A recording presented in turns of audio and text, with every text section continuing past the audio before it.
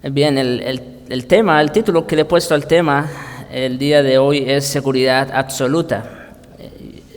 Primera parte, porque van a ser 2 sermones. Seguridad absoluta.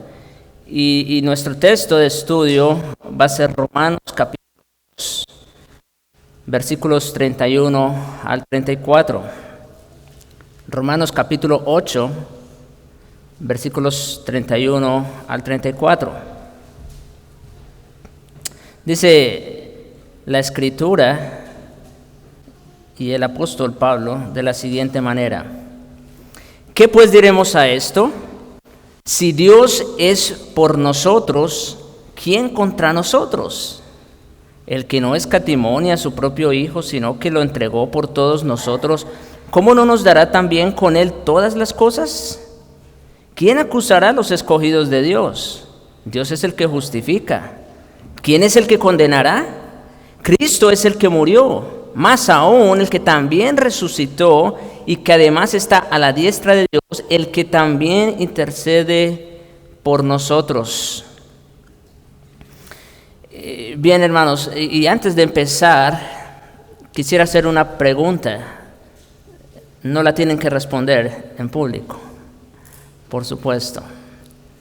Y la pregunta es: si verdaderamente eres creyente, si verdaderamente eres un hijo de Dios. Noten, no estoy preguntando si en algún momento hiciste una profesión de fe.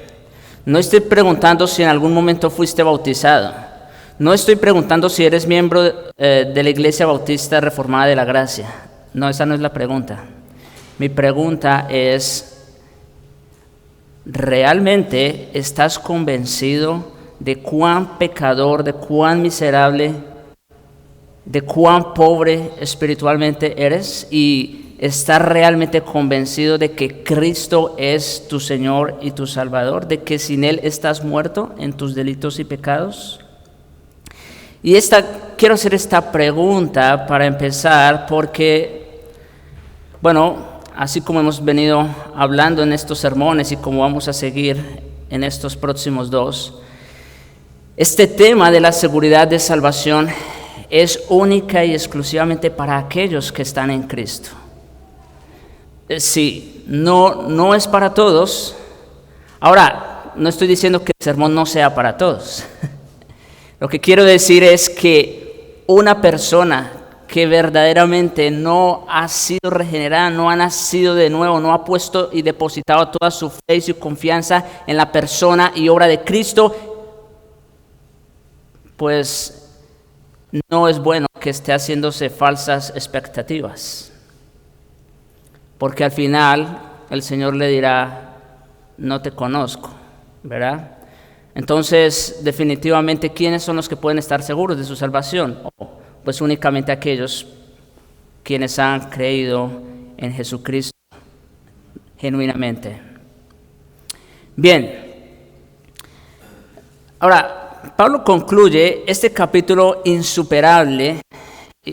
Digo insuperable, ya dijimos la última vez, creemos, y estoy de acuerdo con muchos otros pastores y teólogos, que la epístola de Romanos es una joya en todo el Nuevo Testamento. Y que Romanos capítulo 8 es esa piedra de esa joya valiosa. Que Romanos capítulo 8 es el clímax de la epístola, de todo lo que el apóstol Pablo ha venido tratando desde su primer capítulo, queriendo llegar a esto. Pablo concluye, como digo, con este capítulo insuperable, con lo que podría llamarse un himno de seguridad. ¿Sabían ustedes que esta porción del versículo 31 al 39 de Romanos fue un himno durante muchos años para los creyentes? Sí, y es que, como vamos a ver, Romanos capítulo 8 del verso 31 al 39, aunque hoy no vamos a estudiar todo, pero esa porción es pastoral en todo el sentido de la palabra. En otras palabras, si el apóstol Pablo, inspirado por el Espíritu, hubiese terminado en Romanos 8:30, con eso tendríamos suficiente para hablar de la seguridad de la salvación, para decir que la salvación no se pierde. Ya los argumentos se han dicho, se han expuesto, ¿verdad? Sin embargo, como digo, este pasaje de cierre representa un crescendo de preguntas y respuestas acerca de cuestiones que algunos opositores quisieran interponer todavía. Y aunque estos versículos 31 al 39 dan continuidad a esa argumentación en defensa de la seguridad, también adquieren el carácter de una declaración casi poética de acción de gracias por la gracia de Dios en la cual sus hijos vivirán y se regocijarán para siempre. Noten cómo empieza el texto. Volvemos a Romanos 8:31. ¿Qué pues diremos a esto? ¿Se dan cuenta? Como digo, es como si Pablo dijera, pues, ¿qué más hay que decir a todo lo que ya hemos dicho? ¿Qué más diremos a esto? A juzgar por lo que Pablo dice entonces en el resto del pasaje, esa palabra, se refiere sin duda a los asuntos que ha tratado en el capítulo, y no solo en este capítulo, sino en los capítulos anteriores, que también han venido hablando de la seguridad de salvación. Recuerdan, no sé si hace ya mucho, cuando pasamos por Romanos capítulo 5 y empezamos a hablar de los resultados de la justificación, ¿verdad?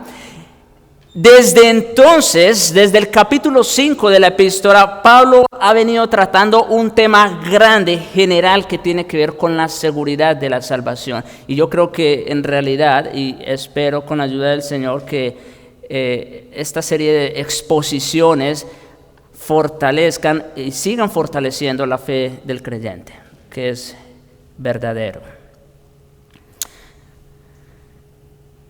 Pablo, como pastor, entonces, se da cuenta de que muchos creyentes temerosos aún van a quedar con dudas acerca de su seguridad, sobre todo cuando pecan o se encuentran bajo alguna adversidad, y que habrá falsos maestros listos para sacar el máximo provecho de esas dudas.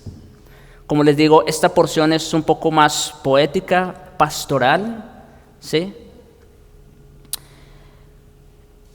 Y yo estoy seguro, si eres creyente, quizás en algún u otro momento habrás puesto en duda tu salvación, ¿no? Si soy creyente, ¿por qué hago lo que hago, no? ¿Por qué tomé esa decisión? ¿Por qué escogí pecar de esa manera? ¿No? ¿No les ha pasado? O si soy creyente, ¿por qué me pasan estas cosas? ¿Por qué estoy sufriendo tanto? ¿No? ¿Por qué esta enfermedad? ¿Por qué no puedo salir de esta crisis económica?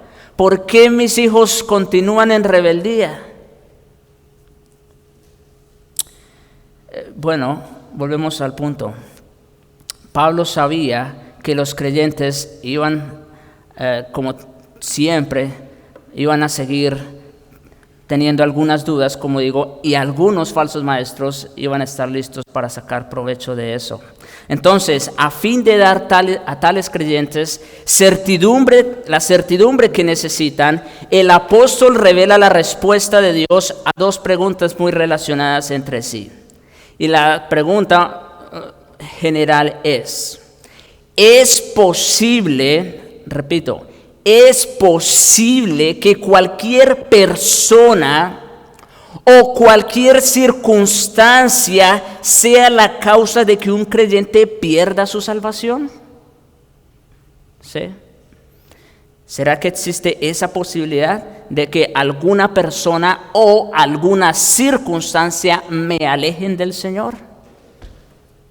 Bien, hoy daremos respuesta solo a la primera parte de la pregunta, y es si es posible que alguna persona me quite la salvación. Entonces vamos a hablar de eso el día de hoy. Vamos a hablar de las personas que parecen amenazar nuestra seguridad. Volvamos al versículo 31 hasta el 34 de Romanos 8. ¿Qué pues diremos a esto? Si Dios es por nosotros, noten la pregunta, ¿quién? ¿Quién contra nosotros? Está hablando de alguien, ¿no? ¿Quién? El que no escatimó a su propio Hijo, sino que lo entregó por todos nosotros, ¿cómo no nos dará también con Él todas las cosas? Otra vez, ¿quién acusará a los escogidos de Dios? Dios es el que justifica. Otra vez, ¿quién es el que condenará? Cristo es el que murió, más aún el que también resucitó, el que además está a la diestra de Dios, el que también intercede por nosotros. Entonces, Pablo empieza con una pregunta retórica que cubre todos los aspectos de la vida. Si Dios es por nosotros, ¿quién contra nosotros? Otra vez, ¿el apóstol hubiera podido terminar ahí? ¿Eso es suficiente? ¿Alguna duda? Pero, otra vez, Él quiere pastorear nuestros corazones. La palabra sí, aquí, traduce la partícula condicional ei en griego, con la cual se da a entender una condición plenamente cumplida, no una mera posibilidad. Esta condicional no es si es que eso sucede, no. No es una mera posibilidad, sino una condición ya cumplida. Por lo tanto, el significado de ese primer enunciado es puesto que o ya que Dios es por nosotros. Ahora, la obvia implicación es que si cualquier persona estuviera en capacidad de robar nuestra salvación, entonces tendría que ser más grande que Dios mismo, porque Él es tanto el dador como el sustentador de la salvación. Si Dios es por nosotros, ¿quién contra nosotros? Bueno, si hay alguien que pueda robarnos la salvación, quiere decir que ese alguien está por encima de Dios, el dador de la salvación.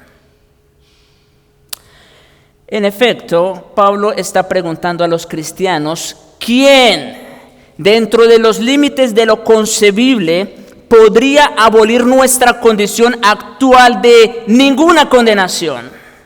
Lo que Pablo ya dijo en Romanos 8:1, ¿recuerdan? ¿Acaso existe alguien más fuerte que Dios, el creador de todas las cosas y todas las personas que existen? David declaró con una confianza sin reservas en el Salmo 27:1, Jehová es mi luz y mi salvación. Pregunta, ¿de quién temeré? Jehová es la fortaleza de mi vida. Pregunta, ¿de quién he de atemorizarme? Es exactamente lo que Pablo está diciendo, ¿no? Si Dios es por nosotros, ¿quién contra nosotros? ¿De quién temeré? ¿De quién he de atemorizarme? Y en otro Salmo, capítulo 46, leemos, Dios es nuestro amparo y fortaleza, nuestro pronto auxilio en las tribulaciones. Por tanto, la conclusión obvia es, no temeremos. Si Dios es nuestro amparo, nuestra fortaleza, si Dios es por nosotros, ¿cuál debe ser la conclusión a la que debemos llegar? No temeremos. No temeremos, aunque la tierra sea removida y se traspasen los montes al corazón del mar, aunque bramen y se turben sus aguas y tiemblen los montes a causa de su braveza. Jehová de los ejércitos está con nosotros. O como dijo Pablo, puesto que Dios está por nosotros. Nuestro refugio es el Dios de Jacob. Romanos 8:31, entonces, también hay que decir, Pablo no especifica qué clase de personas en particular podrían tener éxito en contra de nosotros, pero resulta de provecho considerar algunas de las siguientes posibilidades. Entonces, vamos a hablar de algunas personas que pudieran amenazar nuestra seguridad. Primero que todo, podríamos preguntarnos, ¿pueden otras personas robarnos la salvación? O sea, primero vamos a dirigir nuestra atención a otras personas, cualquiera. ¿Podrían otras personas robarnos la salvación? Muchos de los que leyeron por primera vez esta epístola de Pablo eran judíos y habrían estado familiarizados con la herejía judaizante promulgada por judíos excesivamente religiosos que afirmaban ser cristianos. Ellos insistían en que ninguna persona, judío o gentil, podía ser salvado o mantener su salvación sin una observancia estricta de la ley mosaica y especialmente en el aspecto de la circuncisión. ¿Sí? Ustedes recuerdan ese movimiento en el primer siglo judaizante. Sí, Cristo más, ¿recuerdan? ¿Y qué era lo que añadían? Circuncisión. Y el problema, como dice Pablo, es que si agregas la circuncisión, ¿qué tienes que agregar a eso? Pues toda la ley. Toda la ley. Entonces, esa era una herejía que estaba tomando fuerza en el primer siglo. En respuesta a esto, y de hecho el motivo principal de la carta de Pablo a los Gálatas, que era contrarrestar esa herejía judaizante, se encuentra resumida en el siguiente texto, Gálatas capítulo 5, versículos 2 al 6. Mire cómo dice el apóstol a Pablo, refiriéndose allí a estas personas que querían añadir a la fe obras. O dicho de otra manera, a estas personas que no creían en la seguridad de la salvación, que creían que ellos tenían que aportar algo para estar seguros. Mire cómo dice Gálatas 5, 2. He aquí yo, Pablo, os digo que si os circuncidáis, porque ese era el tema en cuestión allí, la circuncisión, si os circuncidáis, de nada os aprovechará Cristo. Mire, si ustedes quieren agregar la circuncisión a la fe, entonces pues por demás murió Cristo. Y otra vez testifico a todo hombre que se circuncida, que está obligado a guardar toda la ley. Ese era el problema con la circuncisión. De Cristo, más adelante dice, de Cristo os desligasteis los que por la ley os justificáis. ¡Wow! O sea que una persona, en este caso los judaizantes, que pretendían imponer la circuncisión aparte de la fe, que dice, de Cristo os desligasteis.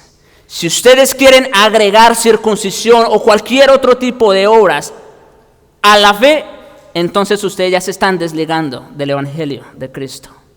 Ya Cristo no murió por ustedes entonces. De Cristo os desligaste los que por la ley os justificáis. Y mire lo que dice, de la gracia habéis caído. Pues nosotros por el Espíritu aguardamos por fe la esperanza de la justicia. Porque en Cristo Jesús ni la circuncisión vale algo, ni la incircuncisión, sino la fe que obra por el amor. Eso es totalmente diferente. No es que vamos a agregar obras a nuestra salvación, es que las obras son el resultado de haber sido salvos. ¿Verdad? Ok. Cuando se estaba también despidiendo de los ancianos de la iglesia en Éfeso, que habían ido hasta Mileto para una reunión con el apóstol, Pablo les advirtió en Hechos 20, 28 al 30 lo siguiente: mirad por vosotros y por todo el rebaño en que el Espíritu Santo os ha puesto por obispos, para apacentar la iglesia del Señor, escuchen, la cual Él ganó por su propia sangre. Cristo ganó su novia, la iglesia, con su propia sangre. ¿Podemos agregar algo a eso? Porque yo sé que después de mi partida, dice Pablo, entrarán en medio de vosotros lobos rapaces que no perdonarán el rebaño, y de vosotros mismos se levantarán hombres que hablen cosas perversas para arrastrar tras sí a los discípulos. Pregunta: ¿Pablo acaso estaba sugiriendo que verdaderos creyentes iban a perder su salvación? No, por supuesto que no. Pablo no estaba sugiriendo eso. No estaba sugiriendo que los creyentes verdaderos pudieran ser despojados de esta salvación. Estaba más bien advirtiendo que podrían verse considerablemente extraviados, confundidos y debilitados en su fe, y que la causa del evangelio podría verse estorbada en gran manera. Eso es lo que está diciendo Pablo. Pero una falsa enseñanza no puede impedir la realización completa de la salvación de un creyente, en ese caso específico que Pablo está hablando. Por supuesto, si nosotros traemos esto en nuestro contexto, ustedes saben que iglesias hay por montón, púlpitos hay muchos, ¿no es cierto?, donde nos enseña la sana doctrina, ¿verdad? Y allí donde nos enseña la sana doctrina, pues, y en consecuencia con esa creencia, no puede haber seguridad, ¿no es cierto? Si ustedes saben o se dan cuenta, las mismas personas que creen que tienen que añadir algo a su salvación son las mismas que creen que la salvación se puede perder. Y eso es coherente después de todo, porque si usted tiene que agregar algo, así sea el 0,1% a su salvación, pues ese 0,1% te puede llevar al infierno, eso es verdad. Pero la salvación no es 99.9 obra de Dios, no, es 100% obra de Dios.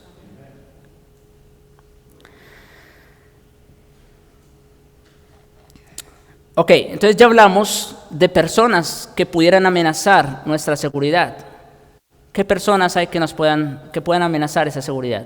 No hay. En segundo lugar, nos podríamos preguntar si los cristianos pueden por sí mismos quedar por fuera de la gracia de Dios cometiendo alguna clase de pecado inusualmente aberrante que logre anular la obra divina de redención que los mantiene ligados al Señor. Ese serían otro tipo de persona. No solo otras personas externas, pero mi propia persona, ¿no es cierto? Como creyente. ¿Acaso hay algún tipo de pecado que logre anular la obra de Cristo en mi vida? La Biblia enseña, sí, escuchen esto, la Biblia enseña de personas que se apartaron de la iglesia o apostataron de la fe. Eso es verdad, eso va a pasar, la Biblia lo enseña en diferentes textos. Sin embargo, como Juan mismo señala en su primera carta, y quiero que escuchen con atención, porque aquí es donde muchos se confunden. Miren que hay cristianos que pueden perder su salvación. Miren cómo lo dice Juan de claro, primera carta, capítulo 2, verso 19. Salieron de nosotros, pero no eran de nosotros. Porque si hubiesen sido de nosotros, ¿qué dice? Habrían permanecido con nosotros. Pero salieron para que se manifestase que no todos son de nosotros. Así que aquellas personas que aparentemente son creyentes, que durante un buen tiempo se congregaron en nuestra iglesia local y de repente desaparecen, cometiendo todo tipo de pecados y hechos vergonzosos. ¿Qué tenemos que decir? Cayeron de la gracia, perdieron su salvación. No, eso no fue lo que pasó. El problema es que nunca fueron creyentes. ¿Se acuerdan de la pregunta inicial que les hice, no? ¿Ven lo importante y relevante de esa pregunta? Como les dije, no es si son bautizados, no es si son miembros de una iglesia local. No, esa no es la pregunta. La pregunta es si eres verdadero creyente, si tienes una relación genuina con Cristo. De lo contrario, puede que ni siquiera seas entonces. Trágicamente, algunas iglesias evangélicas enseñan que la pérdida de la salvación es algo posible. Pero si nosotros desde un principio no fuimos capaces de salvarnos mediante el uso de nuestro poder y esfuerzo propios, ni de libertarnos del pecado, ni acercarnos a Dios y hacernos hijos suyos por nuestros propios medios, ¿Cómo es posible que por nuestros propios esfuerzos logremos anular la obra de gracia que Dios mismo ha realizado en nosotros? Si nosotros no hicimos nada para aportar a nuestra salvación, ¿qué podemos nosotros quitarle a ello? Exactamente lo mismo, nada. Como vimos en el sermón anterior, los creyentes estamos inmersos en una cadena inquebrantable cuyos eslabones son puestos por Dios mismo de principio a fin. El que nos conoció, ¿verdad? Él también nos predestinó. Y a esos mismos que predestinó, a esos y solo a esos llamó. Y a los que llamó, a esos y solo a esos justificó. Y a los que justificó, a esos y solo a esos glorificó. Punto. Pregunta: ¿quién es el agente activo en esa cadena? ¿Qué hacemos nosotros ahí? Nomás recibir el favor de Dios. Es lo único. En otras palabras, si eres verdadero creyente, ni tú mismo te puedes perder, porque Dios, quien es soberano, inmutable y todopoderoso, fue quien te conoció, te predestinó, te llamó, te justificó y te glorificó. Volvemos al título: seguridad absoluta. En tercer lugar, ya hablamos de personas externas, ya hablamos de nosotros mismos, pero podríamos preguntar incluso si Dios el Padre estaría dispuesto a quitar nuestra salvación. Escuchen esto. Después de todo, fue el Padre quien de tal manera amó al mundo que ha dado a su Hijo unigénito para que todo aquel que en él cree no se pierda, mas tenga vida eterna. Así que si existiera alguien que pudiera quitar la salvación, necesariamente tendría que ser aquel que la dio. ¿No es cierto? Podríamos argumentar en cierto sentido teórico que como Dios es soberano y omnipotente, Él podría quitar la salvación si lo quisiera hacer. Pero la idea de que Él quisiera hacer eso es aberrante, ajena a las Escrituras y una contradicción absoluta de términos en este mismo pasaje. De tal manera amó Dios al mundo. Ahora, nosotros sabemos que Dios es inmutable, ¿no? ¿Qué significa eso? Que aquellos que Dios amó, ¿en algún momento va a dejar de amarlos? Imposible. Ok, sigue diciendo el texto.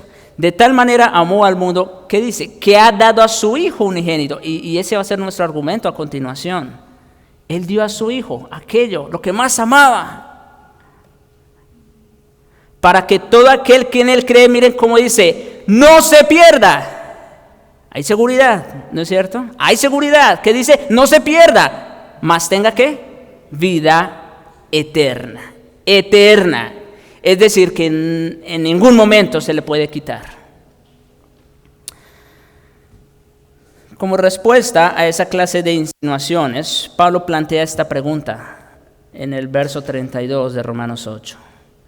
El que no escatimó ni a su propio Hijo, sino que lo entregó por todos nosotros, ¿cómo no nos dará también con Él todas las cosas? El texto que se leyó hace un momento en Génesis, ¿recuerdan? La disposición voluntaria de Abraham para sacrificar a Isaac es una bella imagen que anticipa la clase de disposición que Dios tuvo, que Dios el Padre tuvo para ofrecer a su Hijo unigénito como un sacrificio por los pecados del mundo. Ese verso, Génesis 22:1, Dios le dice a Abraham, ofréceme a tu hijo, tu único, Isaac, a quien tú amas, al hijo de la promesa. Qué petición, ¿no? Como digo, Abraham allí está ilustrando la disposición voluntaria que el padre tuvo para ofrecer a su hijo unigénito como sacrificio. La disposición de Isaac, porque aquí también esto es interesante, Isaac también estuvo dispuesto. Isaac también estuvo dispuesto. ¿Recuerdan cuando le dicen, padre, aquí tenemos la leña, el fuego, cuchillo, ¿y dónde está el carnero? Y él solamente le dice, Dios proveerá. La disposición de Isaac a ser sacrificado es una prefiguración de la disposición que Cristo tuvo para ir a la cruz. Ahora, como sabemos, Dios intervino para librar a Isaac y proveyó un carnero que ocupara el lugar del hijo de Abraham. Así que, aunque Dios se lo cuenta como que lo ofreció, ¿recuerdan? Dios le cuenta a Abraham eso como que lo ofreció porque no se lo rehusó. Sin embargo, aquí es donde quiero que presten atención y donde dejamos a un lado lo que es la historia para entender el significado de todo esto. Sin embargo, es en este punto donde la analogía pasa de la comparación al contraste, porque Dios libró a Isaac proveyendo un carnero, pero no pudo librar ni a su propio hijo, sino que lo entregó por todos nosotros.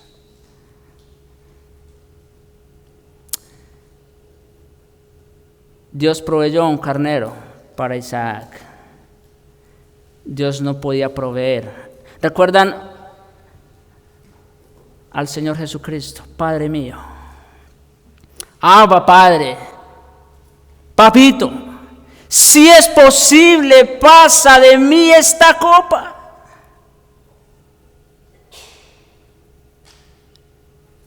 ¿Y cuál fue la respuesta del Padre? No hubo respuesta. No era posible. Para él no hubo un sustituto como lo hubo para Isaac.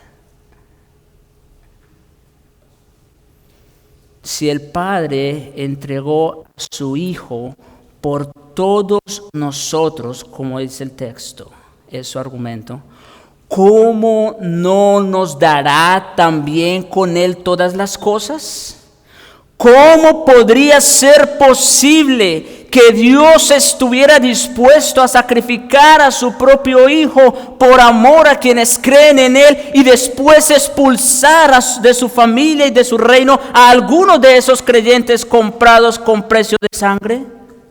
¿Acaso Dios haría menos por los creyentes después de haber sido salvados en comparación de lo que hizo por ellos antes de su salvación? ¿Haría él menos por sus hijos de lo que hizo por sus enemigos? Si Dios nos amó tanto mientras éramos todavía pecadores perdidos, hasta el punto de haber entregado a su propio Hijo por todos nosotros, ¿estaría dispuesto a darnos la espalda después de habernos limpiado del pecado y hecho justos ante sus ojos? ¿Qué argumento tan fuerte y tan sólido, ¿no les parece? Nuestro Padre ya entregó lo que más amaba. Si había algo en lo cual el Padre se complacía por completo, era en su propio Hijo. En eso y en Él se glorificaba. Y a Él lo entregó por nosotros. Y el argumento, como digo, aquí es, o como dice el texto más bien, si el Padre ya entregó a su propio Hijo por amor a nosotros, ¿acaso no nos dará todas las cosas con Él? En su carta a los Efesios, el apóstol también está hablando de hermanos en la fe cuando dice: bendito sea el Dios y Padre de nuestro Señor Jesucristo, que nos bendijo con toda bendición espiritual en los lugares celestiales en Cristo.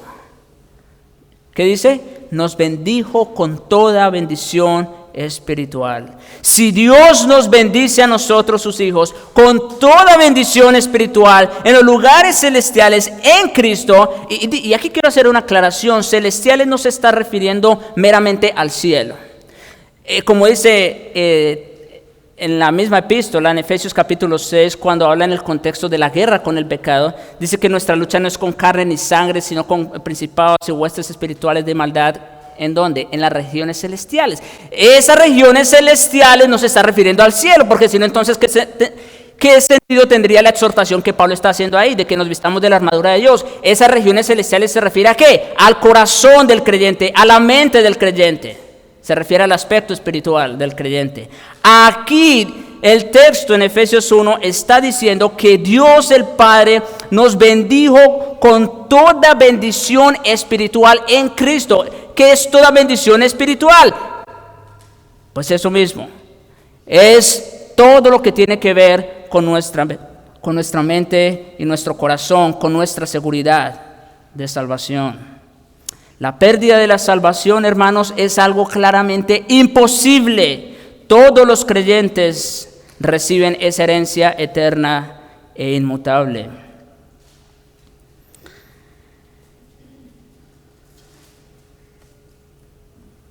Ahora, esa palabra dará, que aparece en Romanos 8:32, cuando dice, ¿cómo no nos dará con él todas las cosas? Significa conceder gratuitamente por gracia. En algunas de las demás cartas, Pablo utiliza esta misma palabra para referirse al concepto del perdón. Esto es importante. En 2 Corintios 2:7, Colosenses 2:3, entre otros textos. Por lo tanto, parece también irrazonable interpretar el uso de esta palabra aquí en Romanos 8:32 como algo que incluye la idea del perdón que Dios da generosamente en su gracia, así como a todo lo que Él da en su gracia. Y lo que tenemos aquí es que si es así, el apóstol está diciendo que Dios dará perdón a sus hijos siempre y en todo momento.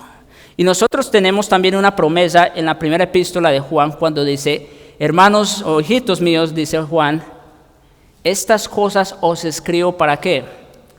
Para que no pequéis. Claro, esto no nos debe excusar. Esto que estoy predicando el día de hoy sobre la seguridad absoluta no es para nada una excusa a favor del pecado, ¿no? Dicho sea de paso. Pero mire cómo dice Juan. Hijitos míos, estas cosas os escribo para que no pequéis. Ahora bien, si alguno, ese sí, tampoco es una mera posibilidad, al igual que el sí que utiliza Pablo aquí en Romanos 8. Ese sí también es un condicional que se cumple plenamente. En otras palabras, es como si dijera, pero ya que nosotros pecamos, dice Juan, ¿qué dice? Abogado tenemos para con el Padre, a Jesucristo el justo. En otras palabras, el perdón ilimitado de Dios y su cuidado providencial hacen imposible que un creyente peque hasta el punto de quedar por fuera del alcance de la gracia de Dios. Y noten lo que dije, el perdón ilimitado, es decir, no hay pecado que Dios no pueda perdonar a un creyente. Noten lo que estoy diciendo. No hay pecado que a Dios le quede grande para perdonar en un creyente. Pero no solo digo eso, sino también su cuidado providencial. ¿Qué es lo que quiero decir con esto? Que Dios mismo se va a encargar de que nosotros no caigamos en ciertos pecados. Dios mismo se va a encargar de eso. Ok, entonces ya hablamos de otras personas, ya hablamos de nosotros mismos, ya hablamos de Dios el Padre. Ni Él que nos dio la salvación, Él no la puede quitar. Pero en cuarto lugar nos podríamos preguntar si Satanás puede quitar nuestra salvación. Satanás, debido a que Él es nuestro enemigo sobrenatural más poderoso, si hay alguien más aparte de Dios que podría despojarnos de la salvación, tendría que ser el diablo, el cual es llamado el acusador de los hermanos en Apocalipsis 12:10. Ahora quiero que presten especial atención a esto que les voy a leer a continuación en Zacarías capítulo 3. En una de sus visiones, el profeta Zacarías reporta que el ángel, dice él, me mostró al sumo sacerdote Josué. Él era el sacerdote que estaba oficiando en ese momento en el templo. Estamos hablando de el pueblo de Judá después de haber sido restaurado. Y dice, me mostró el sumo sacerdote Josué, estoy en Zacarías 3:1, el cual estaba delante del ángel de Jehová, o de Jesucristo, podemos decir sin ningún problema. Y miren lo que sigue. Y Satanás estaba a su mano derecha para acusarle. Satanás estaba a la derecha del sumo sacerdote Josué para acusarlo a él. Y estaban delante de Jehová, ¿recuerdan? Y miren lo que dice. Y dijo Jehová a Satanás, o el Señor Jesucristo, le dijo, Jehová te reprenda, oh Satanás. Jehová que ha escogido a Jerusalén, te reprenda. ¿No es este, refiriéndose a Josué, no es este un tizón arrebatado del incendio? En otras palabras, quizás sí, Josué tendría sus pecados, sus defectos, de los cuales Satanás podía acusarlo, sin duda alguna. Y sin embargo, ¿quién salió en la defensa de este hombre? ¡Wow! El mismo Señor Jesucristo. ¿Qué abogado tenemos, no les parece? Estamos en el contexto de un juicio, ¿sí se dan cuenta? Esto es un juicio. Está el sumo sacerdote, está delante del ángel de Jehová, o de Jesucristo, y a su lado está el que le acusa. ¿Y qué es lo que le dice el juez al acusador? El Señor, Jehová, te reprenda.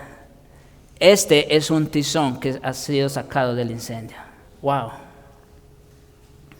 Aunque Josué estaba vestido de vestiduras viles, es verdad, refiriéndose, sabemos, no al traje, sino a su pecado y al pecado del pueblo. Esto es, que aún estaba viviendo en la carne pecaminosa. Él era uno de los redimidos del Señor y estaba por fuera del dominio de Satanás, a quien le era imposible destruirlo o desacreditarlo por mucho que lo intentara. Miren, mis hermanos, nosotros ya vimos esto claramente en Romanos capítulo 6. Nosotros los creyentes hemos sido arrebatados del reino de Satanás y hemos sido trasladados al reino de Jesucristo.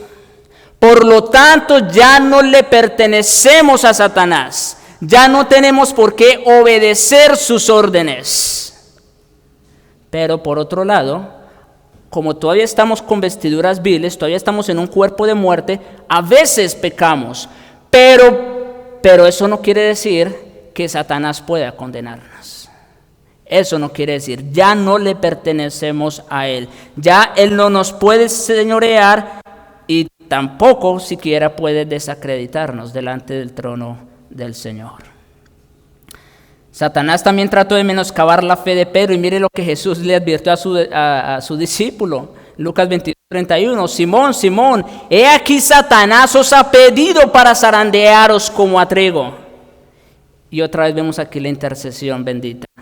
Pero yo he rogado por ti, que tu fe no falte. Puesto que todo creyente tiene esa protección divina, Pablo pregunta, ¿quién acusará a los escogidos de Dios? Satanás estaba ahí a la derecha de Josué para acusarle. Y ya sabemos cuál fue la respuesta del ángel de Jehová. Pablo pregunta aquí, ¿quién entonces acusará a los escogidos de Dios? Dios es el que justifica. ¿Quién es el que condenará? El mundo y Satanás están presentando continuamente acusaciones en contra de los escogidos de Dios, pero esas acusaciones son insignificantes para el Señor, porque Él es el que justifica, el único que decide quién es justo delante de Él. Gracias a Dios no depende de nosotros, ¿verdad? Porque razones para ser acusados sí las tenemos, ¿saben? Y aquí quiero hacer una aclaración. No es que no tengamos razones para ser acusados, sí las tenemos. Todos los días pecamos, todos los días ofendemos a nuestro Santo Señor. Pero Dios es el que justifica. Los creyentes han sido declarados sin culpa por toda la eternidad. Y ya no se encuentran bajo la condenación de Dios, Romanos 8:1. El único que podría condenar. Debido a que el Padre nos amó tanto mientras todavía estábamos bajo condenación, al que no conoció pecado por nosotros lo hizo pecado, por eso fue a una cruz y murió como un maldito, para que nosotros los creyentes fuésemos hechos justicia de Dios en él. Eso fue un intercambio. Y ya en virtud de ese intercambio, ya no hay condenación para el que está en Cristo.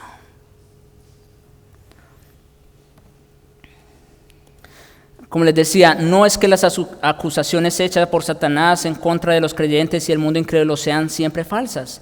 El hecho de que todavía no estamos exentos de pecado es obvio. No obstante, incluso cuando una acusación en contra de nosotros es cierta, nunca es razón suficiente para la condenación. Porque todos nuestros pecados, tanto pasados, presentes y futuros, han sido cubiertos por la sangre de Cristo y nosotros ahora estamos vestidos y cubiertos completamente por su justicia. Nosotros somos vistos, ustedes saben, Apocalipsis capítulo 7, si no estoy mal, nosotros somos vistos como aquellos que están con vestiduras blancas. Y no porque nosotros seamos puros, no porque seamos mejores que otros, sino que hemos sido vestidos con esas vestiduras por la justicia de Cristo. Y así somos vistos por el Padre. Así que ya hemos visto que ni otra persona, ni nosotros mismos, ni Dios el Padre, que tiene toda potestad, ni siquiera Satanás puede quitarnos la salvación. Pero en quinto lugar, nos podríamos preguntar si nuestro Salvador mismo estaría dispuesto a retirar su salvación en contra de nosotros. Y anticipándose a esa clase de pregunta, Pablo declara: Cristo es el que murió. Estoy en Romanos 8:34. Más aún el que también resucitó, el que además está a la diestra de Dios y el que también intercede por nosotros. Es debido a que Jesús hace esa intercesión continua por todos los creyentes escogidos que nadie los arrebatará de su mano. Si Cristo, escuchen esto, si Cristo quitara nuestra salvación, sería como si Él obrara en contra de sí mismo y anulara toda promesa. Cristo no ofrece una vida espiritual temporal, sino una que es eterna. Él no podría conceder vida eterna y luego quitarla, porque eso demostraría que la vida que dio no era eterna. ¿Se dan cuenta? Si Cristo en algún momento retirara su salvación de nosotros, quiere decir que todo lo que Él dijo fue una mentira. Obviamente no es así. El versículo 34 de Romanos 8 revela 4 realidades que protegen nuestra salvación en Jesucristo. Primero que todo, Él dice que Cristo murió, es lo primero que dice el texto. En su muerte, Él tomó sobre sí la paga por nuestros pecados. En su muerte, Él sufrió la condenación que nosotros merecíamos, pero de la cual hemos sido librados para siempre. Por eso el texto dice: Cristo es el que murió. Ya no tenemos que pagar el precio otra vez. Ya no tenemos que morir por nuestro pecado. Cristo ya lo hizo. Como dice 1 Pedro 3:18, porque también Cristo padeció una sola vez por los pecados, el justo por los injustos, para llevarnos a Dios. Cristo ya murió y con una sola muerte hizo perfectos para siempre a los santificados. La muerte del Señor Jesucristo a nuestro favor es la única condenación que jamás conoceremos. Pero no solo dice que Cristo murió, dice que también resucitó. Resucitó de los muertos y esta es la prueba definitiva de su victoria sobre el pecado y sobre su castigo, que es la muerte. La tumba no pudo encerrar a Jesús porque Él había conquistado la muerte. Y su conquista sobre la muerte imparte vida eterna a toda persona que confía en Él. Como Pablo ha declarado en esta carta, Romanos 4:25, fue entregado por nuestras transgresiones, por un lado, y resucitado para nuestra justificación. Escuchen esto. Su muerte pagó el precio por nuestros pecados. Sin derramamiento de sangre no se hace remisión. Eso es verdad. Y su resurrección es una prueba absoluta de que el precio fue pagado en su totalidad. Por eso el apóstol dice en 1 Corintios 15:14 que si Cristo no resucitó, vana es entonces nuestra predicación y vana también es nuestra fe. ¿Sí? Si Cristo no resucitó, somos los más dignos de conmiseración y no tendría ningún sentido estar aquí reunidos el día de hoy. La prueba, escuchen, cuando Dios levantó a Jesús de los muertos, demostró que su Hijo había ofrecido la satisfacción plena por el pecado que la ley divina demandaba. Como les digo, la resurrección es la prueba de que el pago fue realizado en su totalidad. Pero en tercer lugar dice que Cristo está a la diestra de Dios, dice el texto. El lugar de la exaltación y la honra divinas, puesto que Él se humilló a sí mismo, haciéndose obediente hasta la muerte y muerte de cruz, que dice, Dios también, Filipenses 2, Dios le exaltó hasta lo sumo y le dio un nombre que es sobre todo nombre. David también predijo ese acontecimiento en el Salmo 110, cuando dice, Jehová dijo a mi Señor, refiriéndose al Padre y al Hijo, siéntate a mi diestra, escuchen, hasta que ponga a tus enemigos por estrado de tus pies. Ahora bien, en el templo, esto es algo interesante, quiero que presten atención, en el templo de Salomón no había lugares para sentarse. La concepción que nosotros tenemos de un templo es algo como donde estamos ahorita nosotros, ¿verdad?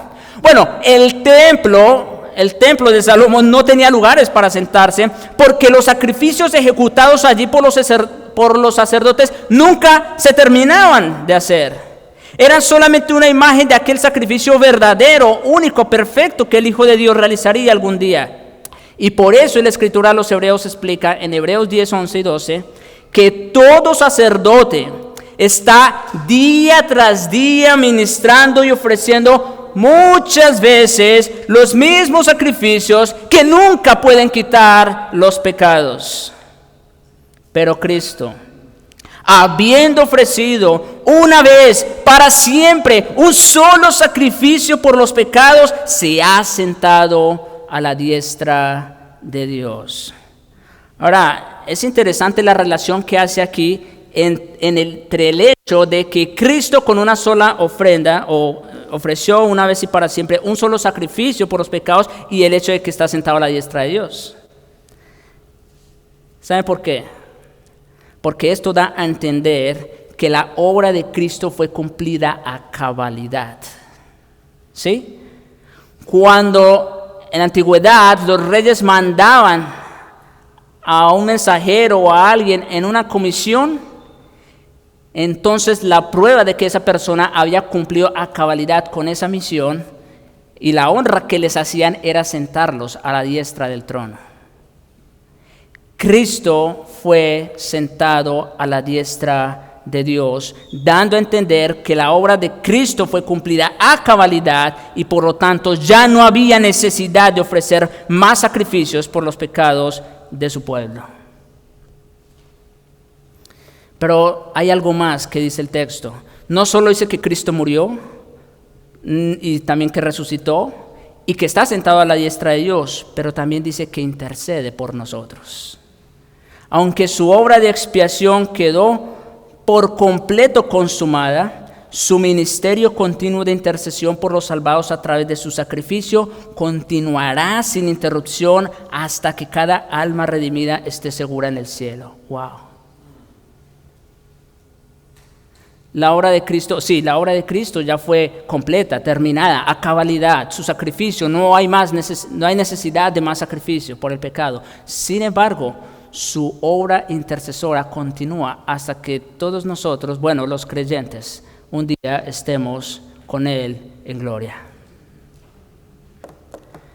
Tal como Isaías profetizó en Isaías 53, derramó su vida hasta la muerte y fue contado con los pecadores, habiendo Él llevado el pecado de muchos, refiriéndose a su muerte, y orado o intercedido por los transgresores.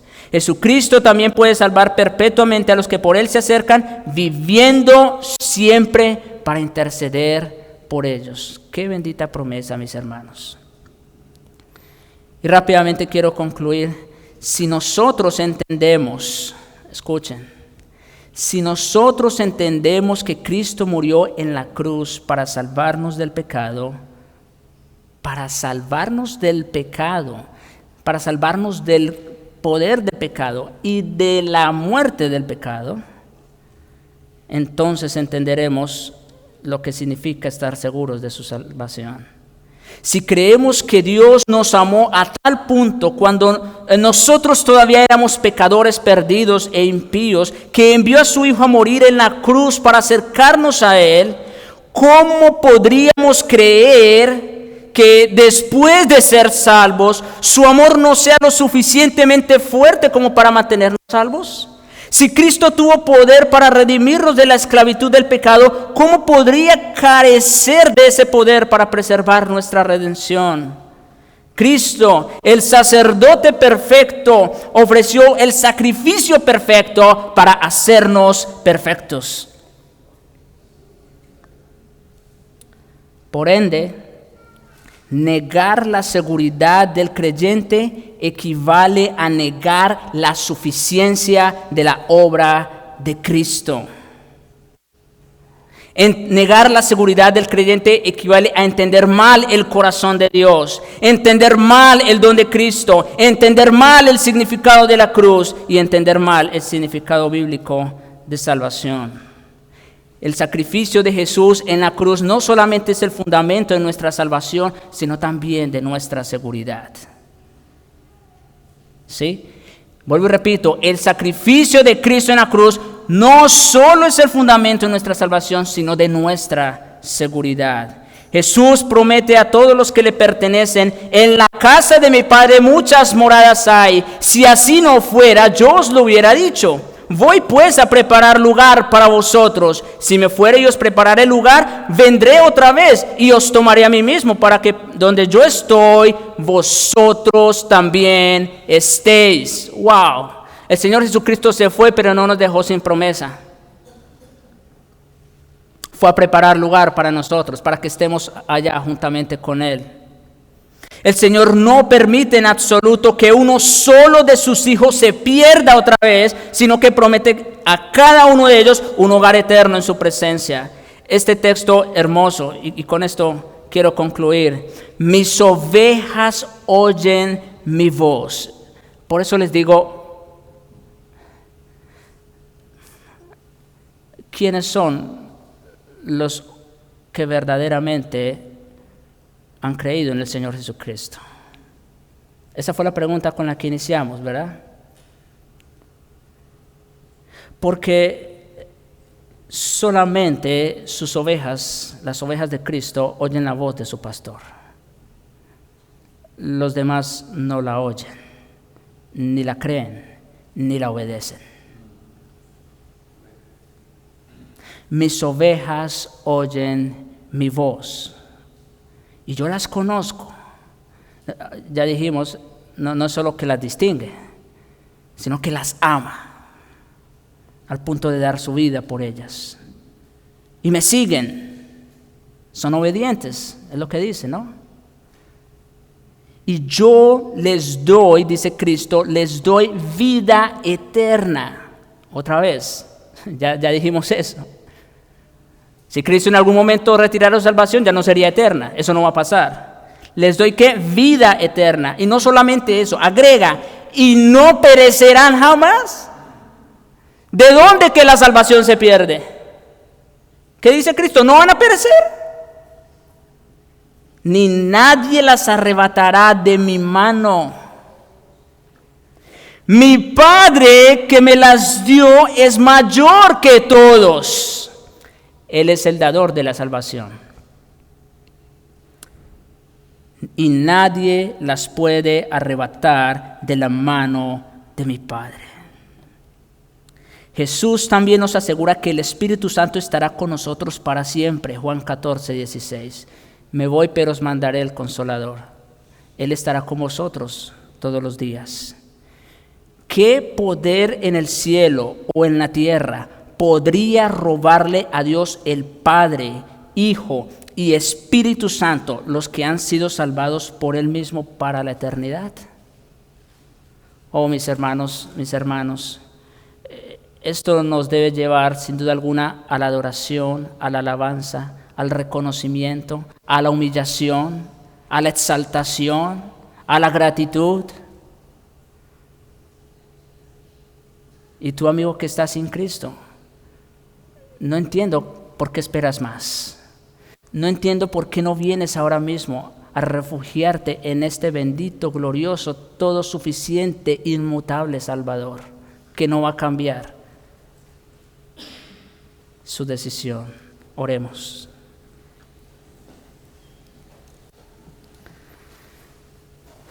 Padre nuestro, gracias te damos por tu palabra. Toda ella es verdad. Gracias te damos, Señor, porque no nos has dejado solos, nos has dejado tu Espíritu Santo, el Consolador. Y te rogamos en Él que selles estas verdades en nuestros corazones, que nos convenzas cada vez más de cuán grande e inefable es tu amor, tu gracia por nosotros, de esa bendita seguridad que tenemos en lo que ya Cristo hizo por nosotros. Te rogamos, Señor, perdónanos por siquiera haber puesto en duda esa gracia tuya. Y te rogamos, Señor, te rogamos para todos aquellos que aún están de esta bendición, que vengan a Cristo inmediatamente. No esperen más, Señor, sino que vengan a refugiarse en los brazos del Salvador. Te lo rogamos, Señor, en su nombre y para su gloria. Amén.